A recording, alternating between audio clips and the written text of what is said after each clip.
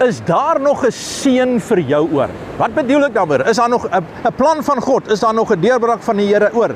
Luister nou hierna, luister hierna. Hier is die antwoord van die Here. Hierdie een ding wat ek nou vir jou gaan deel, maak die hele verskil. Want weet jy, baie mense kyk na hulle omstandighede, hulle kyk na die dinge wat hulle gedoen het, die pogings wat hulle aangewend het, en dan vra hulle, waar is die seën van die Here in my lewe?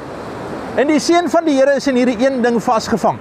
En hy sê dit vandag en hy praat dit vandag en dit is jou deel vandag. Ek wil dit oor jou sê, ek wil dit oor jou verklaar.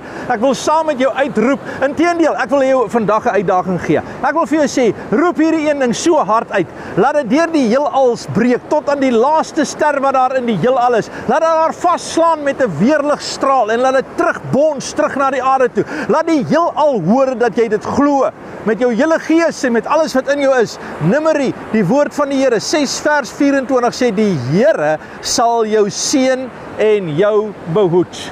Die Here sal jou seën. Dit klink so eenvoudig, maar luister na hierdie. Hy wat die aarde geformeer het, hy wat hierdie son gemaak het waarna jy gekyk het, hy wat hierdie golwe gemaak het, hy wat hierdie sand gemaak het, hy wat hierdie wolke gemaak het, hy is die een wat die deurbraak vandag gee en hy sê, ek seën jou vandag. Ek seën jou. Kan jy dit sien? Kan jy die stem van die Here hoor? Kan jy dit hoor bo die golwe uit? Kan jy dit hoor bo jou storms? Kan jy dit hoor vandag bo die heelal en alles wat daar is en al die ganse wêreld wat bo in die aarde en onder in die aarde is, waar dit ook al is, kan jy amen sê, die Here gaan my seën, die Here gaan deurbreek. Dis wat ek vir jou vandag wil sê, ek wil dit verklaar, ek wil saam met jou staan, ek wil saam met jou glo, want ek weet die woord van die Here sê, God beloon die wat hy soek, wat na hom soek, in die naam van Jesus. Vader, ek dank U dat U seën bring, ek dank U dat U beskerming bring, ek dank U dat U ons behoed en bewaar,